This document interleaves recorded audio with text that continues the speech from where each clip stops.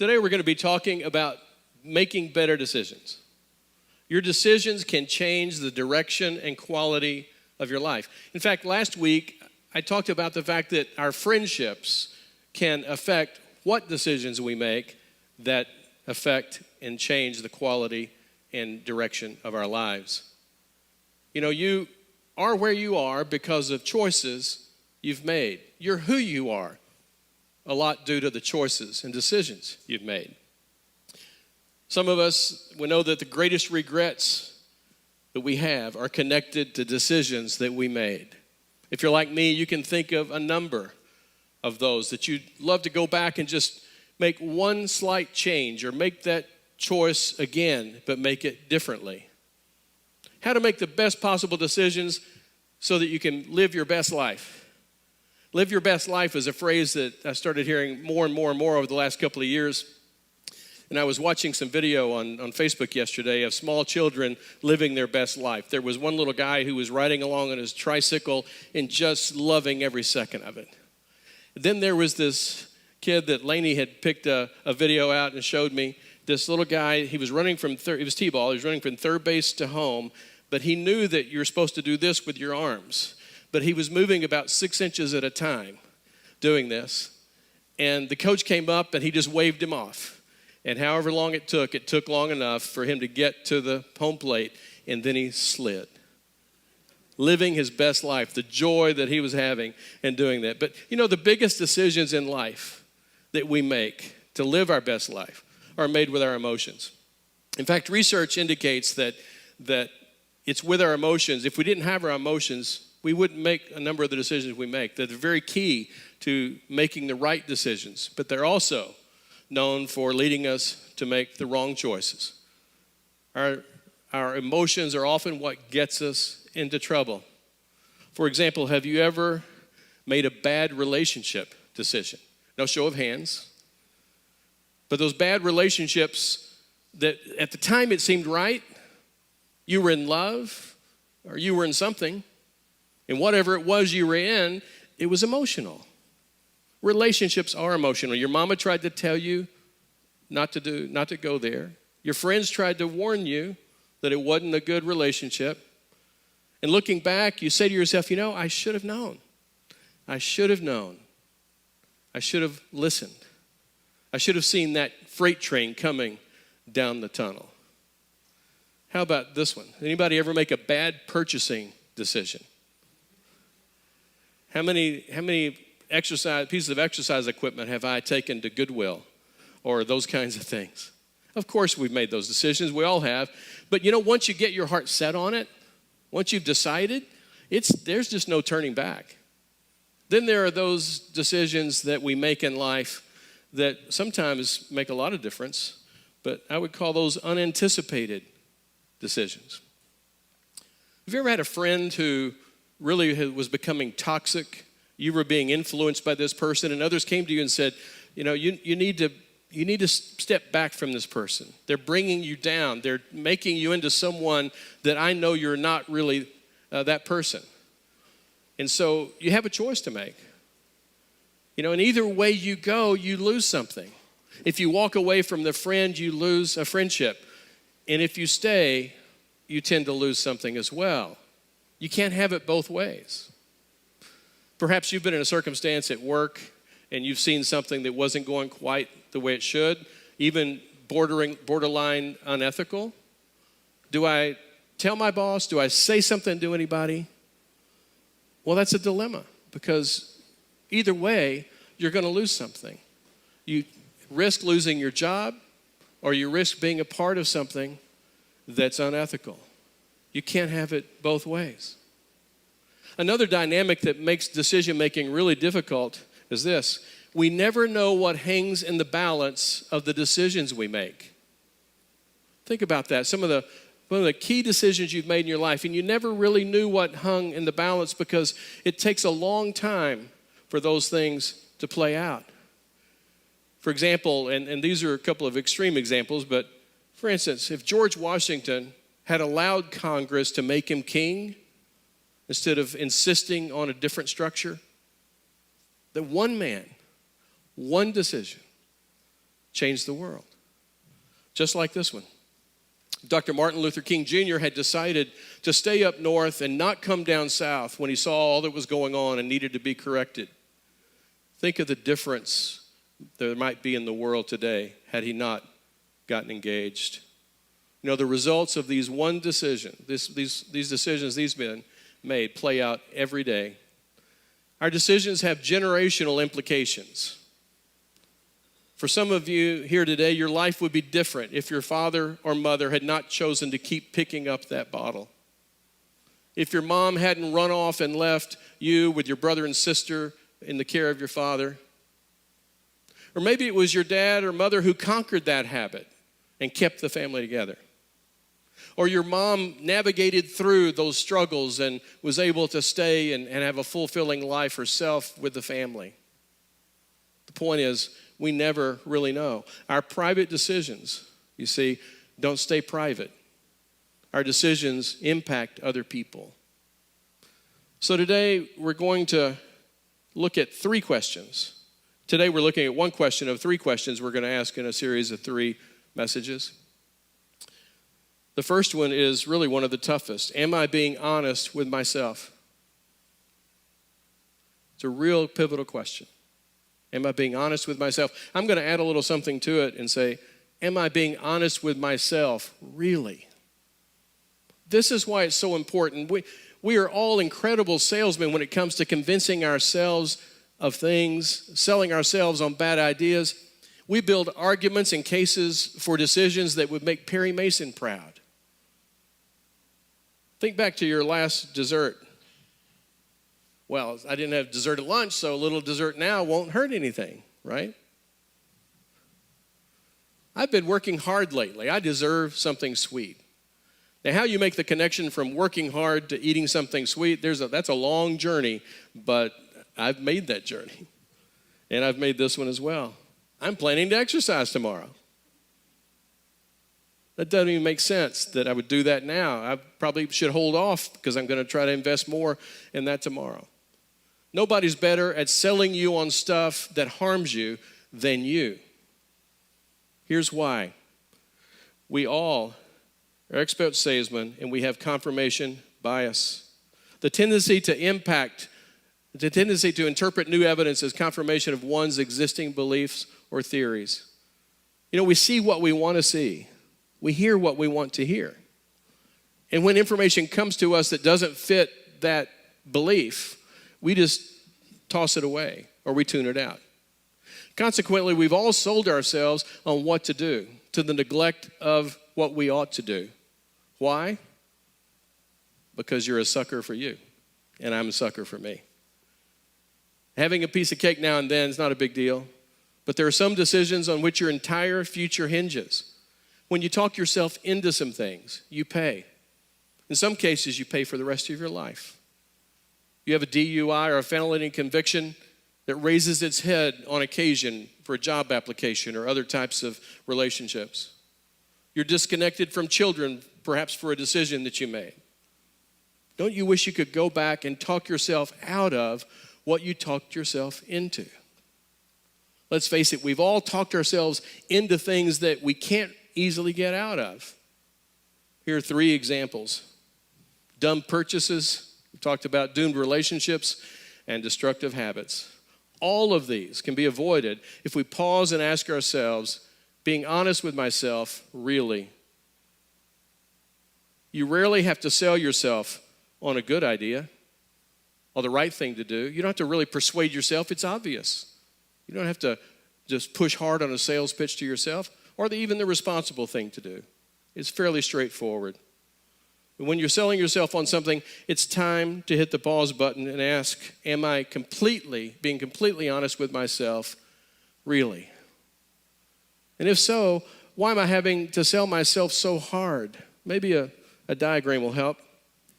We have our heart over here and our emotions, and we're captured by those and sometimes obviously influenced and maybe even controlled by those.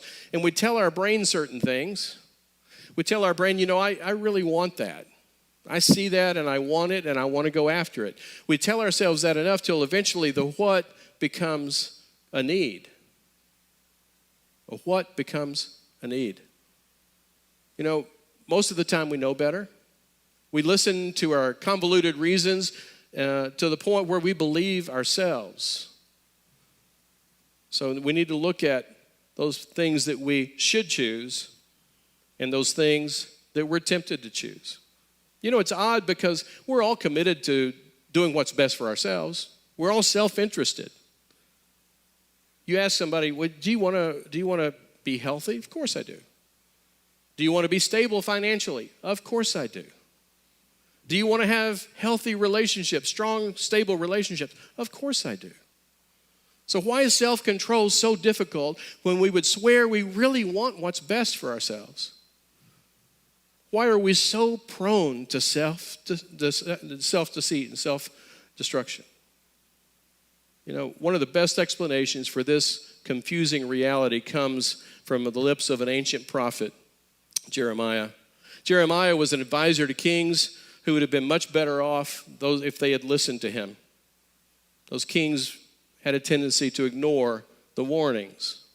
Jeremiah was a prophet around 600 BC, served as God's mouthpiece to the kings.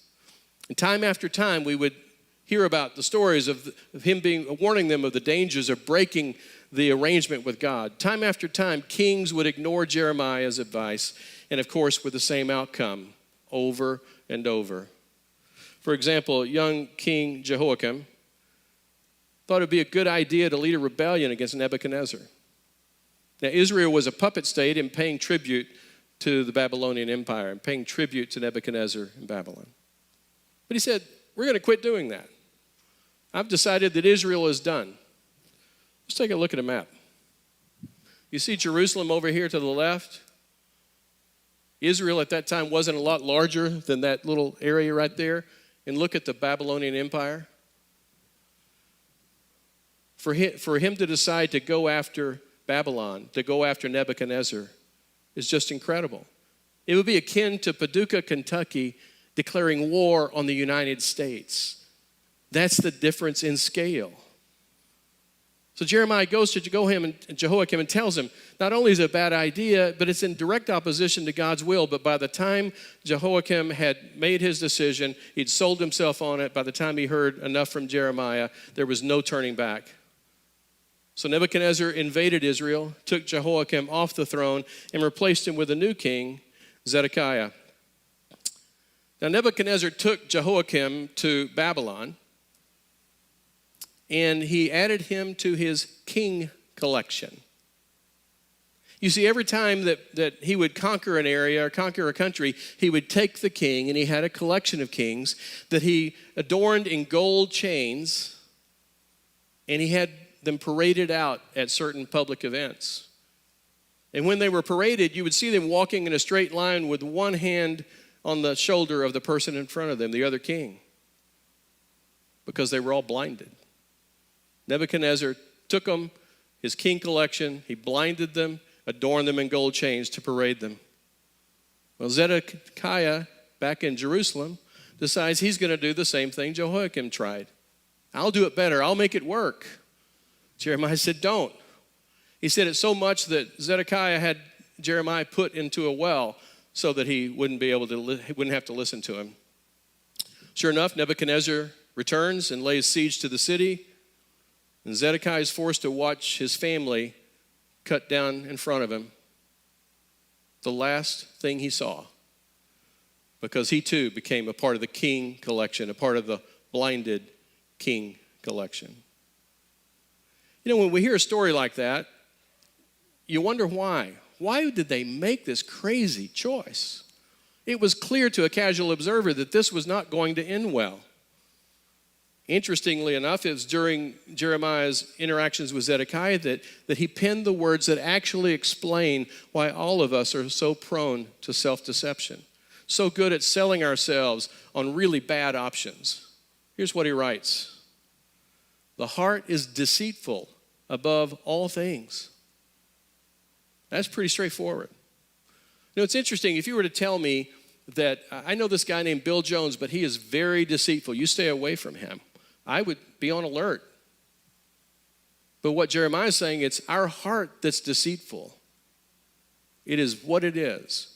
And we have to pay attention. We have to be on alert. You know, there's a difference between being dishonest and being deceitful. Being dishonest is just simply telling a lie or doing something that is a lie, not genuine, or even counter to, maybe it's immoral or unethical. You can see those things fairly well, but deceitfulness, that's tough. Deceitfulness implies an agenda, that your truths and half-truths and lies to manipulate reality in your own perspective. If our hearts just lied to us all the time, it would be pretty straightforward to find that and identify that, but that's not what our heart does. Our heart is deceitful. That's more difficult. Look at the second thing. Deceitful above all things and beyond cure. Now this is straightforward. The heart is deceitful and it's a permanent condition. It's a permanent condition. So we need permanent action. And Jeremiah's not finished. He says, who can understand it? Who can understand it? We all have experienced that thought. How can we understand what has happened, how this deceit of ourselves and deceit from others has impacted us, especially when we're looking back at some of the choices we made and the regrets. Why in the world, how could I not see that? Here's what he says. You need to have a heart-to-heart with yourself. Think about it. We watch smart people make stupid decisions because they suffer the same heart condition that you and I do. It sounds pretty hopeless, but we need to have that heart-to-heart with ourselves. We need to be honest with ourselves, really. Really. Brene Brown is an author and speaker that I've quoted on a number of occasions. She talks about this tendency or this pattern that we have for self-deceitfulness, to deceive ourselves, to lie to ourselves, to not be honest, to not ask ourselves, am I being honest, really? And she calls it emotional curiosity, that we need that emotional curiosity where we will ask that question and we will ask it in a penetrating way and stay with that question until we get through it. And she says when you push through the discomfort, you get to the truth. Telling ourselves the truth can be terrifying. Once we tell ourselves the truth, we become accountable to ourselves. When we tell family members and friends those reasons we're making decisions and all, we know we're lying. We know we're being deceitful, but we just do it. But once we've been honest with ourselves, it's going to be harder to be dishonest with everybody else. As frightening as that can be, being truthful with ourselves can be liberating. Jesus made a powerful statement about it. He said, you will know the truth, and the truth will set you free. The opposite is true as well. Dishonesty has the power to imprison you. Telling yourself that the truth will bring clarity. You'll be able to see better. You'll be harder to deceive yourself. Telling yourself the truth will empower you to make the right decisions. That's why it's such an important question to ask when you're making big or small decisions.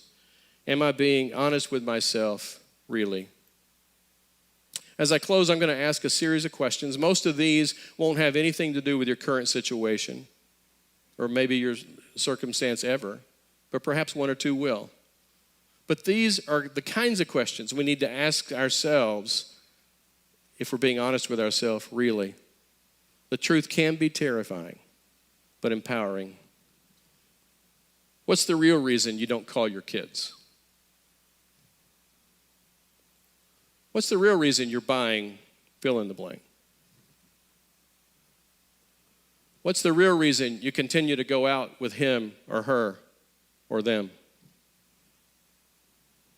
Why did you really file for divorce? What's the real reason you moved in? Well, there's a way out of this destructive cycle. This morning, I just ask if you would take a baby step and start being honest with yourselves and ask yourself this question: why are you doing this, really? Amen.